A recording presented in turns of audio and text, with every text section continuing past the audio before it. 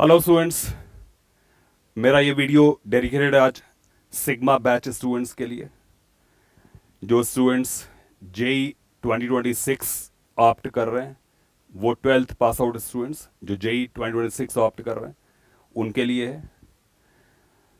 बेटा, एक बात मैंने अपने वीडियोस में पहले भी कही है कि जब आप क्लास 12th पास करने के बाद एक साल का और एक अटेम्प्ट लेते हैं तो इसमें कोई भी बुराई नहीं है। इसमें कोई भी बुराई नहीं है। बहुत सारे बच्चे अपना माइंडसेट ये रखते हैं कि मैंने एक ईयर और अपना एक्सटेंड किया है प्रिपरेशन का, तो शायद मैंने कोई गलती कर दी है। तो बेटा, इसमें आपने कोई गलती नहीं करी है। Approach this year with positivity. और बेटा, मैं आपसे कहूं कि जो भी आपसे गलतियां हुई हैं उस गलतियों को ध्यान में रखते हुए इस साल ऐसी प्रिपरेशन करो, ऐसी रैंक फोड़ो कि make it count, make this year count, make this year one of your best years. बेटा, एक बात मैं हमेशा सारे बच्चों से बोलता हूं, set your T equal to zero. तो बेटा, set your T equal zero at this moment, set your T equal zero at this moment. मेरा बैच 11th अप्रैल से स्टार्ट हो रहा है, ग्रेट पॉजिटिविटी के साथ स्टार्ट हो रहा है। जिन भी बच्चों जो इसको ज्वाइन कर लिया और जिसको ज्वाइन करने वाले हैं और जो एस्पायर कर रहे हैं उनको मैं बहुत क्लियरली बता दूं, this will be one of the most powerful packages of physics in India. But इसको मैच करने के लिए बहुत ज़्यादा मेहनत करनी पड़ेगी, तब कोई इसको मैच कर पाएगा। इसलिए मैंने बोला वन ऑफ द बेस्ट। क्योंकि पढ़ाना सिर्फ बोलना ही नहीं होता है, पढ़ाने में बहुत सारी चीज़ें इंक्लूडेड होती हैं। उसमें मेंटरशिप इंक्लूड होता है, उसमें आपका पैकेज इंक्लूड होता है, आपका कोर्स मटेरियल इंक्लूड होता है, आपके टेस्ट पेपर इंक्लूड होते हैं, एंड ओवरऑल आपकी प्लानिंग इंक्लूड होती है। तो this will one of the most powerful packages. बेटा, जो मेरा ओवरऑल 30 ईयर्स का एक्सपीरियंस है वो सारा एक्सपीरियंस इसमें जाने वाला है। और ये मैं अपना बैच है, इस अपने बैच में नेचुरल सी बात है, मैं इस पूरी ताकत लगाने वाला हूँ। ठीक है, जो मैं आज तक करते आया हूँ प्रीवियसली डिफरेंट ऑर्गेनाइजेशंस के लिए मैंने किए। मैंने 2 ही ऑर्गेनाइजेशंस के पहले ज्वाइन किए थे, बस 2। अब मैं वापस अपने काम पर हूँ। तो बेटा, बता दूँ, मैं अश्योर कर दूँ कि this will one of the most powerful packages. बेटा, आपकी प्रीवियस हिस्ट्री क्या है इट डजंट मैटर। अगर आप इसको पूरे मनोयोग से करोगे तो इससे ज़्यादा पावरफुल पैकेज कोई नहीं होने वाला। Let me state it very categorically. बेटा, कैटेगोरिकली बोल रहा हूँ, ठीक है ना। I know every one in this field. और मैं ये चैलेंज नहीं है, इनफैक्ट ये एक कंस्ट्रक्टिव अपील है टू एवरीवन कि अब हम एकेडमिक्स पे फोकस करें, एकेडमिक एक्सीलेंस पे फोकस करें। अब हम pomp and show and random chaos और क्योटिक चीज़ों पे फोकस करने के बजाय let's focus on academic excellence. देखते हैं एकेडमिक एक्सीलेंस की बाजी कौन जीतता है। अब इशू ये है कि एकेडमिक एक्सीलेंस की बाजी कौन जीतता है। तो बेटा, आप लोगों के लिए there is a date 11th April जिस दिन मेरा सिग्मा बैच स्टार्ट हो रहा है। जेई मेन 2 फिनिश ऑफ होते ही तुरंत मैदान में कूद पड़ो and join one of the most powerful packages. बेटा, इस वीडियो का जो मेन थीम था वो मेन थीम ये था कि क्या 12 pass out students, that mean sigma batch students, क्या इनकी रैंक अंडर 1000 आ सकती है कि नहीं। तो बेटा, मैं बता दूं कि अंडर 1000 ऑलमोस्ट 50% स्टूडेंट्स जो होते हैं वो 12 पास आउट स्टूडेंट्स ही होते हैं। उनका परसेंटेज बहुत अच्छा होता है।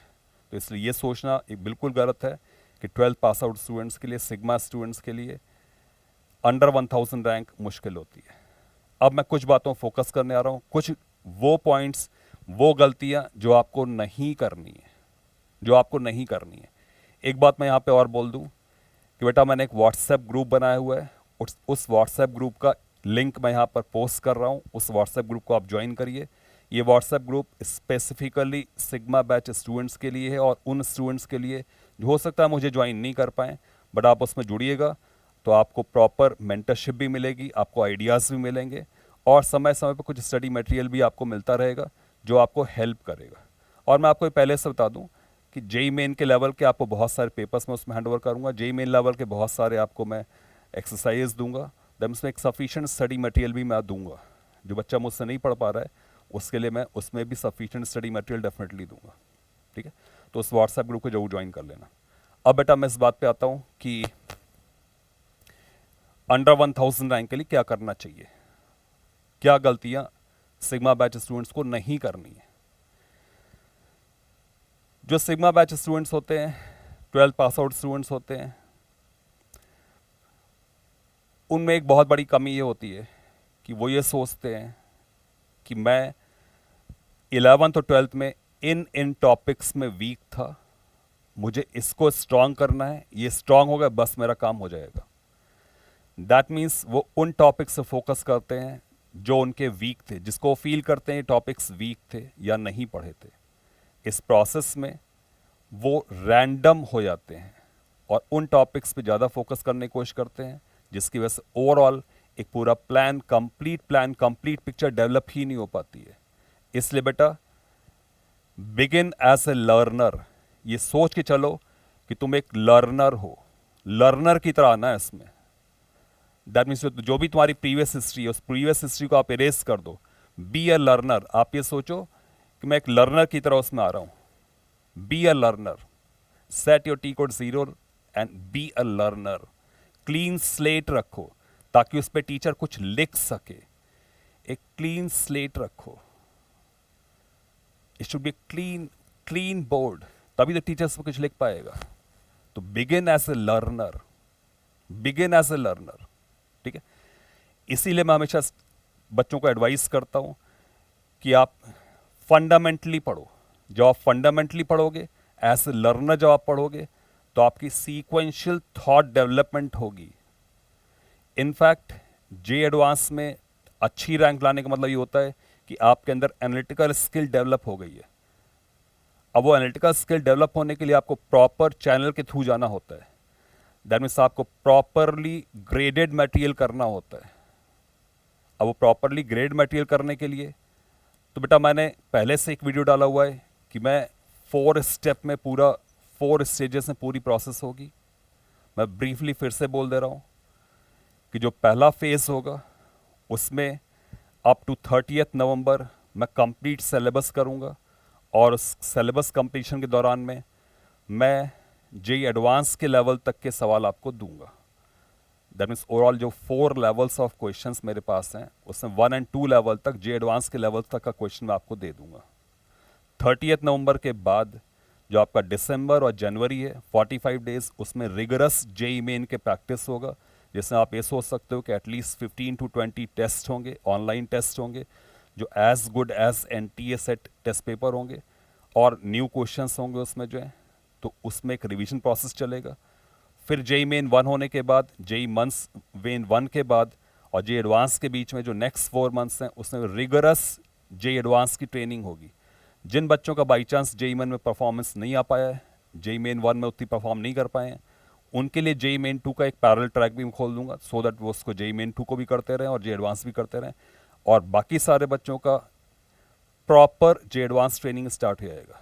तो बेटा आप सब लोगों को ये सोचना है कि आपके पास बस एक ही अटेम्प्ट है इन जेईई मेन 1, फर्स्ट अटेम्प्ट में ही अपना बेस्ट पॉसिबल परसेंटाइल लॉक कर दो। मैं तो कहता हूँ 99.5 परसेंटाइल लॉक कर दो ताकि आपका एनआईटी लॉक हो गया और उसके बाद आप फ्री हो फॉर अटेम्प्टिंग जेईई एडवांस। तो बेटा अभी तक मैंने आपको एक बात पे एम्फेसाइज किया, अभी तक मैंने आपसे एक बात ये बोली कि आपको एज ए लर्नर स्टार्ट करना है, एज ए लर्नर। जो दूसरी मिस्टेक करते हैं बच्चे वो ये होती है कि वो कंपैरिजन में बिजी रहते हैं। पढ़ाते टाइम बच्चे कहते हैं सर ये वाला सवाल ना उस किताब में ऐसा दिया हुआ है, उस टीचर ने ऐसा बताया है और यूट्यूब पे इसको ऐसा बोला गया है। बेटा ये सारे जो डाइवर्जेंस हैं, ये सारे जो डिस्ट्रैक्शंस हैं, इसको कट ऑफ करना पड़ेगा। आप जिस टीचर से पढ़ रहे हो उससे फुली बिलीव करते हुए, फुल फेथ रखते हुए सिर्फ उसके मटेरियल को फॉलो करो। जो भी स्टूडेंट्स मुझसे पढ़ने वाले हैं उनको मैं बता दूं कि आप अगर मेरे साथ पढ़ते पढ़ते अगर कुछ और रैंडमली इधर उधर चीज़ें कर रहे हैं तो आप अपना टाइम वेस्ट कर रहे हैं, आप अपना टाइम टोटली वेस्ट कर रहे होंगे, क्योंकि मैं आपको हर एक लेवल के क्वेश्चंस, हर एक चीज़ मैं डेफिनेटली कराऊंगा। That means do not be random. ये यूट्यूब के स्ट्रैटेजीज़, ये यूट्यूब के धमाकेदार सवाल, बड़े बड़े सवाल, गेमिक्स, बेटा इसको छोड़ दो। ये पूरा गेमिक्स तुम 11-12 तो देखते रहे ना, पूरा 11-12 तुम देखते रहे इन सारी गेमिक्स को। Just leave them, just leave them. Then see random studies, multiple books use करना, मल्टीपल प्लेटफॉर्म यूज करना, अपना टाइम सोशल मीडिया पे वेस्ट करना, यूट्यूब पे कंपैरिजंस करना, टीचर को कंपैरिजन करना, समटाइम्स अपने टीचर से जरूर से देशभक्ति दिखाना, टीचर ने कोई वीडियो लॉन्च कर दिया तो आप पहुंच गए उससे वाह वाह करने, अपना पूरा टाइम वेस्ट करना। बेटा ये सारी चीज़ें बंद करनी पड़ेंगी, ये सारे डिस्ट्रैक्शंस को बंद करना पड़ेगा, तभी तो आपका टाइम सेव होगा। तीसरा पॉइंट ये कि आपको प्रपोर्शनेट डिस्ट्रीब्यूशन ऑफ टाइम करना पड़ेगा। प्रपोर्शनेट डिस्ट्रीब्यूशन ऑफ टाइम का मतलब सीधा सा है कि फिजिक्स के सारे चैप्टर्स की तैयारी करनी है, इरेस्पेक्टिव ऑफ योर टेस्ट, आपको पसंद है या नहीं पसंद है, आपको सारे चैप्टर्स तैयार करने हैं। बेटा मैं क्यों कह रहा हूं मल्टीपल किताबें मत करो, मल्टीपल सोर्सेज मत जाओ, क्योंकि तुम मल्टीपल सोर्सेज जाओगे, टाइम तुम्हारे पास लिमिटेड है, तो तुम नेचुरल सी बात है टाइम कट डाउन करोगे, कभी मैथ्स का टाइम कट डाउन करो, कभी केमिस्ट्री का टाइम कट डाउन करोगे। तो आपको proportionate distribution of time to all the chapters करना है, अपने टेस्ट पे नहीं आना है। इसके साथ साथ proportionate distribution of time in all 3 subjects करना है, किसी भी सब्जेक्ट को पीछे नहीं छोड़ना है। इनफैक्ट जो सिग्मा बैच स्टूडेंट्स होते हैं उनके साथ ये प्रॉब्लम होती है कि वो केमिस्ट्री का आईओसी ओसी इग्नोर कर देते हैं, समटाइम्स वहां वीक हो गए। मैथमेटिक्स में अलजेब्रा, ट्रिगोमेट्री जो फंडामेंटल्स हैं उसको इग्नोर कर देते हैं, कैलकुलस वीक हो गई, ठीक है। और उन टॉपिक से ज़्यादा फोकस करते हैं जिनको चैलेंजिंग लगते हैं, एक्साइटिंग लगते हैं। तो ऐसा नहीं करना है। अगर आप 10 आवर्स की स्टडी कर रहे हो तो 10 आवर्स में 40% मैथमेटिक्स, चाहे वो आपको रिवॉर्ड करे या नहीं करे, 40% टाइम आपको मैथमेटिक्स देना है, 30% टाइम आपको फिजिक्स में देना है, 30% टाइम आपको केमिस्ट्री में देना है। केमिस्ट्री फिजिक्स बराबर, मैथ्स थोड़ा ज़्यादा। तो proportional distribute time in a subject and with the subjects. तो तीनों सब्जेक्ट में बराबर टाइम बांटो और इन सब्जेक्ट भी बराबर टाइम बांटो, सारे चैप्टर्स करो, हर चैप्टर करो। जेई मेन में 99.5 परसेंटाइल जो है वो अबाउट 7000 8000 रैंक होता है, ठीक है ना। मैं तो कहता हूं आप टॉप 5000 जाओ, 99.75 लॉक करो, be in top 5000, NIT lock कर दो कंप्यूटर साइंस, और फिर जे एडवांस में जाओ। तो वो बेटा तब लॉक होगा जब तुम्हारा 100% सिलेबस कंप्लीट हो। अदरवाइज क्या होगा, तुम लास्ट मोमेंट पर क्या होगा, तुम स्ट्रेटजी वीडियोस देख रहे होगे, कभी इस चैनल पे जाओगे स्ट्रेटजी वीडियो देखने, कभी उस चैनल पे जाओगे स्टडी वीडियो देखने, और कभी रिएक्शन देखने आओगे, कभी देखने आओगे आज का पेपर कैसा आया भाई, आज क्या क्या चीज ज्यादा है, क्या चीज कम आया। तो एक चीज आप देख रहे हो, NTA has been bit random in their approach. कभी केमिस्ट्री हार्ड आ रही है, कभी मैथ्स हार्ड आ रहा है, कभी फिजिक्स हार्ड आ रहा है, कभी किसी सब्जेक्ट में सरप्राइज मिल रहा है, कभी किसी सब्जेक्ट में सरप्राइज मिल रहा है। इसमें they are trying to break down this strategy things, ये स्ट्रेटजी चीज को बर्बाद कर रहे हैं, ठीक है। तो तुम इतने स्मार्ट प्लेयर बनो कि कोई भी कैसा भी स्ट्रेटजी वो लेके आए, you should be able to break that code, you should be able to break that code. तो बेटा मैं तुम्हें बिल्कुल कैटेगोरिकली बोल रहा हूं, बिल्कुल कैटेगोरिकली बोल रहा हूं कि 30 नवंबर तक फर्स्ट लेवल पे तुम्हारा सिलेबस खत्म हो चुका होगा। किन्हीं वजहों से हो सकता है 1 हफ्ते या मैक्सिमम 2 हफ्ते आगे बढ़े, मैक्स, दैट इज मैक्स, क्योंकि सिलेबस वास्ट है। यू डू नॉट नो कि इस समय में क्या क्या हो सकता है, you do not know, sometimes कभी कोई फेस्टिवल पड़ जाता है and so on, we do not know, but at max. तो 30 नवंबर इज माई टारगेट, तब तक पूरा हो जाएगा, और मैं बहुत थॉरली करूंगा, बहुत थॉरली करूंगा। ये मेरी तरफ से एकदम कैटेगोरिक स्टेटमेंट है। तो बेटा तीसरी बात ये हो गई प्रपोर्शनेट डिस्ट्रीब्यूशन ऑफ टाइम। चौथी बात ये है, द फोर्थ पॉइंट, वो ये है कि जब आप प्रैक्टिस कर रहे होते हो ना, तो प्रैक्टिस में आप बिना लिखे हुए ओरली क्वेश्चंस तो करने की कोशिश करते हो, सॉल्व एग्जाम्पल भी पढ़ते हो तो उसको सिर्फ रीडिंग करके छोड़ देते हो। ये सब नहीं करना है। Let's be serious and realise our dreams. एक बार अपने पेरेंट्स की तरफ देखो और ये सोचो कि तुम आईआईटी में सेलेक्ट हो गए हो, उनकी खुशी के बारे में सोचो और उस मोटिवेशन से तैयारी करना शुरू कर दो, उस मोटिवेशन से तैयारी करना शुरू कर दो।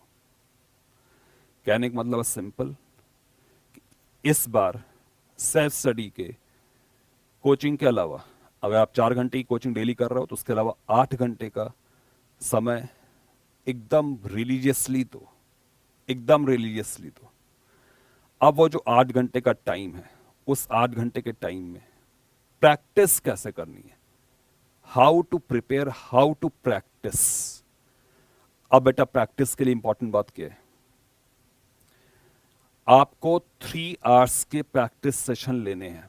पेपर बेटा तुम्हारे कितने समय का होता है, कितने टाइम इंटरवल का पेपर होता है, 3 आवर्स का। तो 3 घंटे का कंटिन्यूअस सिटिंग देना है, चाहे आप थ्योरी पढ़ रहे हो, चाहे आप प्रैक्टिस करो। आप न्यूमेरिकल प्रैक्टिस करो, आप न्यूमेरिकल प्रैक्टिस करो या आप थ्योरी पढ़ो, 3 आवर्स की कंटिन्यूअस आपकी सिटिंग होनी चाहिए, ताकि आपके अंदर स्टैमिना हो एग्जामिनेशन हॉल में अच्छे से परफॉर्म करने का। अब वो 3 आवर्स में कैसे करना है, 55 मिनट पढ़ना है, 55 मिनट्स पढ़ना है, फिर 5 मिनट्स का ब्रेक लेना है so that your brain is recharge, फिर 55 मिनट पढ़ना है, 5 मिनट का ब्रेक लेना है। इस तरह से एक सेशन पूरा हो गया। फिर एक सेशन पूरा हो गया, नेक्स्ट सेशन अगर आपको तुरंत लगाना है, take a break of 15 minutes so that you are fully recharge, एक सेशन और ले लो, एक सेशन और लेना है, 15-20 मिनट गैप लो। इसी तरीके से करते हुए तुम थकोगे भी नहीं, तुम्हारा मेमोरी भी स्ट्रांग रहेगा और रिटेंशन पावर भी स्ट्रांग रहेगा और एक सेंस ऑफ एंजॉयमेंट आएगा। बेटा पढ़ाई ना सेंस ऑफ एंजॉयमेंट से होती है, दिल में पैशन होना चाहिए तो पढ़ाई होती है। अब बात आती है प्रैक्टिस कैसे करो। ये तो थ्योरी वाली बात हो गई, 55 मिनट एक सब्जेक्ट पढ़ा, 5 मिनट का ब्रेक मिला, 55 मिनट। तो थ्योरी पढ़ते टाइम आप 3 घंटे एक सिंगल सब्जेक्ट रखोगे, प्रैक्टिस करते टाइम हर 55 मिनट के बाद आप सब्जेक्ट चेंज करोगे। ड्यूरिंग प्रैक्टिस फिजिक्स के पहले तुमने 15 सवाल किए, 5 मिनट का ब्रेक, केमिस्ट्री के 15 सवाल किए, 5 मिनट का ब्रेक, मैथ्स के 15 सवाल किए, 5 मिनट का ब्रेक। दैट मीन्स कंटिन्यूअसली 3 घंटे तक एक ही सब्जेक्ट प्रैक्टिस नहीं करना है, ब्रेक ले लेके करना है। अगली बार जब आप प्रैक्टिस कर रहे हो तो सवाल किया आंसर देखा, सवाल किया आंसर देखा नहीं, 15 सवाल किया फिर आंसर देखा। जैसे टेस्ट पेपर में होता है कि जब तुम पूरा पेपर कर चुके होते तब तुम्हें आंसर मिलता है, एग्जैक्टली वैसे ही प्रैक्टिस में करना है। पूरा पेपर जब तुमने कर लिया, अब तुम्हें अपने आंसर्स देखने हैं, उसके पहले नहीं देखने हैं। ठीक है, तो इस तरह जब आप करोगे तो आपके अंदर वेरिएबिलिटी ऑफ माइंड स्टैब्लिश होगा। वेरिएबिलिटी ऑफ माइंड का मतलब ये होता है आपके ब्रेन को एडेप्टेबल होना चाहिए towards change of subject, towards change of topic. Physics से केमिस्ट्री में गए, आपका माइंड एडेप्टेबल होना चाहिए, केमिस्ट्री से मैथ्स में गए, आपका माइंड एडेप्टेबल होना चाहिए। नेक्स्ट बात आती है एनालिसिस। तो बेटा जो भी टेस्ट पेपर तुम्हें देना है, उस टेस्ट पेपर को appear as if you are going to appear in JEE advance. तुम ये सोच चलना कि तुम जेई एडवांस में ही आ रहे हो, तुम जेई एडवांस में ही अपीयर कर रहे हो। Every paper is JEE advance, उसको उसी से एनालाइज करो। Then comes doubts. तो बेटा डाउट्स का ये मतलब नहीं है कि तुम्हारे पास स्टम्बलिंग ब्लॉक है, जरा से तुम्हें दिक्कत है, तुम्हें डाउट्स पूछ लिए। डाउट्स का ये बिल्कुल मतलब नहीं होता है। बहुत सारे टीचर कहते हैं डाउट है तुरंत पूछ लो, नहीं बेटा। डाउट्स आए, एक फेयर अटेम्प्ट लो, फेयर एब्सोल्युटली ईमानदार अटेम्प्ट, एब्सोल्युटली ऑनेस्ट अटेम्प्ट। एक फेयर अटेम्प्ट लो, फेयर अटेम्प्ट के बाद फिर डाउट्स पूछो। And let me assure you very categorically I entertain 100% of doubts. शायद ही कोई डाउट मैं मिस करता हूं, otherwise I entertain 100% of doubt. मुझे मालूम है जब आप पढ़ोगे डाउट्स आएंगे। डाउट्स इनफैक्ट एक कैरियर है, स्टम्बलिंग ब्लॉक नहीं है, इस carrier of that subject. Doubts आएंगे, उसको दूर भी किया जाएगा, बट तुरंत नहीं। हर डाउट की एक प्राइस होगी, एक कीमत होगी, वो तुम्हें अदा करनी पड़ेगी, तब तुम्हें डाउट क्लियरेंस होगा। तो डाउट क्लियरेंस अगला फंडामेंटल चीज है। तो बेटे अभी तक जो मैंने आपको बातें बोली वो सारे इंग्रेडिएंट्स हैं टॉप 1000 रैंक के, टॉप 1000 रैंक के। और वो कोई भी बच्चा ला सकता है अगर वो सिंसियरली पढ़े, विद ओपन माइंड पढ़े। इनफैक्ट आप तो ये सोच ही चलना कि आप जीरो पर हो और जीरो से अपनी बिल्डिंग आगे बढ़ा रहे हो। Keep your slate clean. मैं ऐसे बहुत सारे बच्चों को जानता हूं, बहुत सारे थाउजेंड्स में बच्चों को जानता हूं जिन्होंने 12 पास आउट होने के बाद, सिग्मा बैच में पढ़ने के बाद उन्होंने अंडर 1000 रैंक स्कोर करी। तो ये कोई बहुत बड़ी चीज नहीं है। जे एडवांस अच्छे रैंक से क्रैक करना कोई बहुत बड़ी चीज नहीं है। You have to systematic. और जो बातें बेटा मैं बोली ये बहुत ही हाईली कॉन्सेप्चुअल बातें हैं, बहुत सारे बच्चों की समझ में ही नहीं आती। ये जो मैं बोलता हूँ ना, sequential learning, variability of mind, proportionate distribution of time, बहुत सारे बच्चों को समझ में नहीं आता है, वो सोचते हैं सर पता नहीं क्या बोल रहे हैं। अरे टीचर तो वो होता है जो सवाल कराता जाए, रटाता जाए, हर सवाल का एक सॉल्यूशन बता दे, हर समस्या का एक समाधान बता दे, हर समस्या के लिए फॉर्मूला बता दे। टीचर तो वो होता है, पता नहीं क्या बता रहे हैं हमारे को, ये तो प्रैक्टिस करने को बोल रहे हैं, ये तो मेहनत करने को बोल रहे हैं। अगर मेहनत मैं करूंगा तो टीचर क्या करेगा? तो बेटा इतना अच्छा टीचर मत लेना कि वो तुम्हारी तुम्हारी मेहनत करने की क्षमता को खत्म कर दे। ठीक है, रैंडमली यहां वहां भागना नहीं है। डोंट बी ए वेगाबॉन्ड कि यहां से वहां उड़ रहे हैं। बेटा उड़ते पंछी नहीं बनना है। सही टेबल बैठो, अपने ऊपर कॉन्फिडेंस रखो, पेन पेपर लेके बैठो। मैं तो तुम्हें बोल रहा हूं, अगर तुम जो मैंने बोला है इतना कर दो तो अपने आप से खुद से सिलेक्शन ले सकते हो, कोई बड़ी बात नहीं है। मेरे बैच में आप आते हो, I am very passionate about performance of my students, very passionate. जो भी बच्चे मुझसे पढ़ रहे हैं उससे अगर आप पूछोगे तो आपको बताएंगे कि सर इज वेरी पैशनेट। कोई बच्चा एब्सेंट होता है तो भी मुझे बहुत बुरा लगता है, कोई टेस्ट में एब्सेंट होता है मुझे बहुत बुरा लगता है, कोई बच्चा लैक ऑफ एफर्ट लगाता है मुझे बहुत बुरा लगता है। तो बेटे 1000 के अंदर रैंक लानी है तो जो मैंने आपको फंडामेंटल पॉइंट्स बोले हैं, इस वीडियो को बहुत ध्यान से सुनना, हो सकता है रिपीट सुनना है, इसको 2 बार सुनना, क्योंकि तुम्हारी जो जर्नी है ना वो बड़ी इंपॉर्टेंट है। आगे की जो जर्नी बहुत इंपॉर्टेंट है। अगर तुम इन बातों को फॉलो करोगे डेफिनेटली तुम्हारी अच्छी अच्छी रैंक आएगी, डेफिनेटली अच्छी रैंक आएगी। बेटा मैं वो टीचर हूं जिसने, बेटा मैंने बहुत सारे स्टार बैचेस से नहीं पढ़ाया, मैंने सिर्फ 2009 ऑनवर्ड्स अगर मैं बात करूं, 2009 से लेकर के 2020 तक, इन 11-12 सालों में मैंने स्टार बैचेस को पढ़ाया। बट उसके पहले मैंने सिर्फ एवरेज बच्चों को पढ़ाया, और जब मैंने एवरेज बच्चों को पढ़ाया तो उनकी भी बहुत अच्छी परफॉर्मेंस निकाली। बहुत बार ऐसा हुआ कि मेरे साथ पढ़ते पढ़ते 5-6 महीने में बच्चे इतने अच्छे हो गए कि उन्होंने फिर वो अगले बैच में ऊपर बैचेस चले गए और बहुत अच्छा परफॉर्म किया और इनफैक्ट टॉप 100 में रैंक दी। ऐसे बहुत सारे बच्चे हैं, मैं ऐसे थाउजेंड्स ऑफ स्टूडेंट्स को जानता हूँ। मेरी जो रीच बढ़ी, इतने सारे फैकल्टी मेंबर्स हैं उसमें बहुत सारे मुझसे ही पढ़े हुए हैं, जो मेरी रीच बढ़ी वो इसलिए बढ़ी कि मेरे पास शायद भगवान ने एक ऐसी क्षमता दी थी कि मैं, जो जिसको लोग एवरेज बोलते हैं ना, वो एवरेज बच्चों का सच्चा साथी हूँ मैं। मजाक नहीं कर रहा हूँ, this very serious, this very serious.